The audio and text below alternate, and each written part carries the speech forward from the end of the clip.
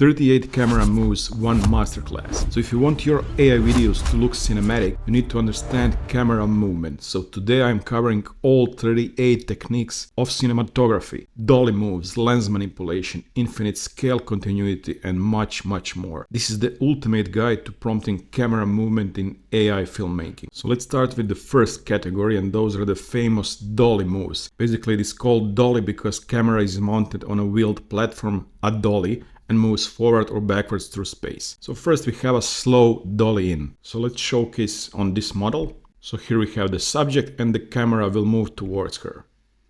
Very simple like that.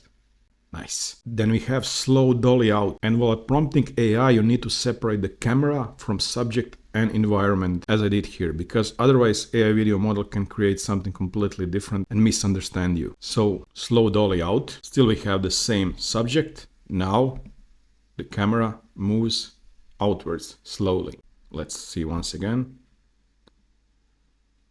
Nice. Then we have fast dolly in, so-called rush. So camera moves rapidly forward toward the subject's face, creating a sudden sense of urgency. And this is what we have.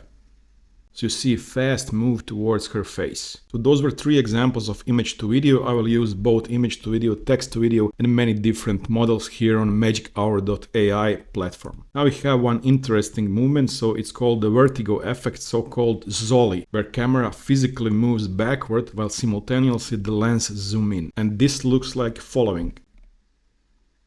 So you see, kind of a weird feeling you have while looking at that. So this is Zolly or Vertigo effect. So let's move to the category 2 of so-called infinite scale continuity. First we have extreme macro zoom, so face, body to micro.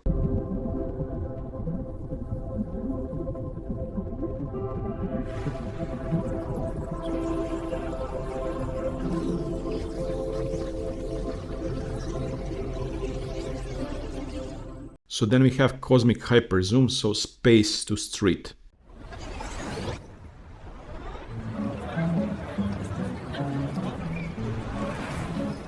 Ça se voit, tu souris comme si c'était un miracle. Un petit miracle du samedi matin. Then let's move to the third category, which is character mounted framing. So basically specific relationship between camera and the subject. The first one is so-called over the shoulder OTS shot. So before starting you see camera is like mounted here, and he is blurred out, and here we have the other subject. And if we click play, it looks as simple as that. But you know, this is used often in different movies, so like the camera is mounted here. This specific example was created in Sea Dance. Then we have famous fisheye or peephole lens, so extreme wide angle distortion. And I will constantly change the subject to make things interesting. So here the subject is this weird looking vampire. And it looks like follows. Yeah, so extreme fisheye lens, like looking through the peephole. Category 4 is obstacle and environmental interaction, and we will start from so-called reveal from behind or wipe movement. So this is where the camera starts blocked by a foreground object, a wall or pillar, and it slides laterally. Simple example here. This is the wall, and now the subject is coming out here, and the camera follows. Very often used in many different movies. Then also very often used is so-called through shot, so fly through aperture shot. So we have this lady sitting in the office behind the window. Now the camera starts going through the window to her face, and she is looking very excited to be on the 9-to-5 job. Category 5 is all about focus and lens manipulation. Basically the camera stays kind of fixed in one spot and just rotates, and the subject is steady. The first one is reveal from blur, fade in. So the video starts completely out of focus, bokeh, and the lens slowly pulls focus until the subject is razor sharp. And here you see the beginning frame, very blurry, and then if we play, you see how it's become sharper, and then razor sharp, while the background is still blurred out. Similarly, we have rack focus foreground to background, and the shot begins with the subject in sharp focus and the background blurry. Halfway through the focus shifts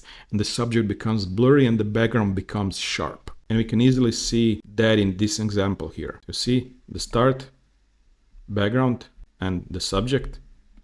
And now Yeah, you see now the subject is completely blurry and the background is sharp. So this is also one of the nice effects. Category 6 is all about the tripod moves. First starting with tilt up. As the name suggests, we know what will happen here. Here we have the legs revealed and now the camera starts moving up towards the head, to the eyes of the subject. And here we have this superhero. As you guessed it probably, now we have the tilt down. Mostly the same subject. Now, when we play, the camera moves down to her feet. So, you can use all of those moves while you are trying to create a short film where you're trying to do any kind of AI filmmaking. Because camera prompting is probably one of the most important things. This is what we call the slider moves, so lateral moves, where the camera moves sideways on a track. So we have camera track left. Here is our new subject. And you see, this is also something that you notice in many movies, some kind of those shots. Of course, we have also lateral track right, the same subject, just in different studio. And yeah, we see how the camera is moving nicely as we want it to. Now moving on to the category 8, which are orbital movements. So basically the camera circles around the subject. So we have orbit 180, so half circle, changing the subject once again. Now we have this lady here and this is the move. You see, very cinematic. Oh yeah, since we have 180, then we also need to have fast 360 orbit. This is called the spin. The subject is in the studio and this is what is happening. You see, 360 spin. It didn't go 360 completely because I choose only the duration of the video of 5 seconds. Then we have slow cinematic arc where the camera moves in a gentle wide curve around the subject, revealing their side profile slowly. And now again we have a different subject and this is what is actually happening. Then one of the most important moves in filmmaking are vertical movements, so crane or pedestal. So we have pedestal down. Here is our new subject and you see how the crane is kind of going down, pedestal going to the pedestrian mode. Yeah. Then we have pedestal up, so the entire camera body physically rises vertically straight up from waist level to the eye level. So you see starting from here, from the waist, and then going up slowly to the eye level. Then we have crane up or high angle reveal, changing the subject, and you see this already feels like the camera is on crane that is moving upwards. Also very often used in filmmaking. And of course we also have crane down, also called landing. She's looking madly at us. The crane is going slowly down. Pretty good. Already we arrived at category 10, which are optical lens effects, and those could look very similar to some of the camera moves that we previously showed. So starting with a smooth optical zoom in. So we have our astronaut here. And okay, I mean the video quality is not out of this world because once again I just use the C-Dance low model, but nonetheless the prompting works. You see what is happening. Then we have smooth optical zoom out. We have this nice cartoonish vampire. And yeah, slowly zooming out and background is becoming blurry. Also snap zoom or crash zoom is very important. So a sudden extremely rapid zoom directly into the subject eyes. So we have the guy with a nice hair here. And the nice smile.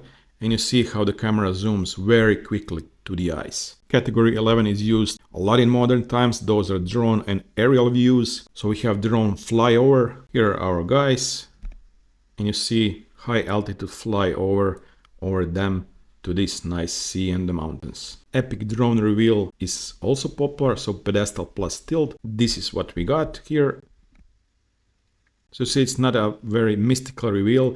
Sometimes you need to prompt it once again to get the desired results, but I just wanted to show you the prompts and the videos. Also very important is large scale drone orbit. So a massive sweeping aerial circle around the subject, showing the immense scale of the environment and everything. Those are always very nice. So everything looks beautiful and turning around the subject. Let me know in the comments below which of those you are mostly using, and if you'd like the prompts, of course. One not so popular is top down, so God's eye view, top down drone shot, where the camera is positioned directly overhead, pointing straight down, slowly twisting. And this is how does that look like. So you see, very smooth movement over the subject. Then we also have FPV drone, aggressive, so drone dive. For this example, I have a simple cartoonish-like video here. Yeah, looking nice. And then the dive begins. Oh yeah. The next category are stylized and dynamic movements. So first one is so-called handheld documentary style. So here we have our vampire. And you see, camera kind of moves like someone is holding the camera in their hands. Also, whip pan, very popular. The camera whips violently to the left with extreme directional motion blur. Our new subject and the camera, you see, you noticed, very quick, and the motion blur there happening in the background. Just a slight movement of the camera. And then the famous Dutch angle or roll, where the camera is permanently tilted sideways on its z-axis. In movies, in many cases, they use that for the dramatic effect and everything. You see, the camera is constantly kind of tilted while he's doing something, I don't know what. We have arrived at the 13th category, which are based on the subject tracking, so requires subject motion. First one is leading shot or backward tracking, where the subject walks forward toward the camera at a steady pace and the camera moves backward at the exact same speed. So here is our guy and he starts walking towards the camera, but camera also moves at the same speed or almost the same speed as he is. Then something opposite to that is called following shot or forward tracking, where the subject walks away from the camera and the camera follows behind them. And he is walking nicely and the camera is walking at the exact same speed as he is. Side tracking or the parallel is used a lot. So the subject walks from the left to the right, for example, and the camera tracks alongside him. So we have this nice lady in the city. She's walking and the camera tracks naturally from her profile. This is very nice camera move, always used. And we also have POV Walk, so first person walk, where the camera moves forward with the slight bobbing and swaying motion of a person walking, approaching the subject. For those kind of things, depending on the video model, sometimes it will be successful, sometimes not. You need to prompt it again and again. But this looks kind of fair. Yeah, like someone is POV walking towards the subject. And there you have it, 38 camera moves and techniques you can use in AI filmmaking. Not every generation will be perfect, and that's completely normal. AI filmmaking is about iteration. You test, regenerate, refine, and that's how cinematic results are made. Thanks for watching. If this helped you, hit like and subscribe for more AI filmmaking guides. And I'll see you in the next one.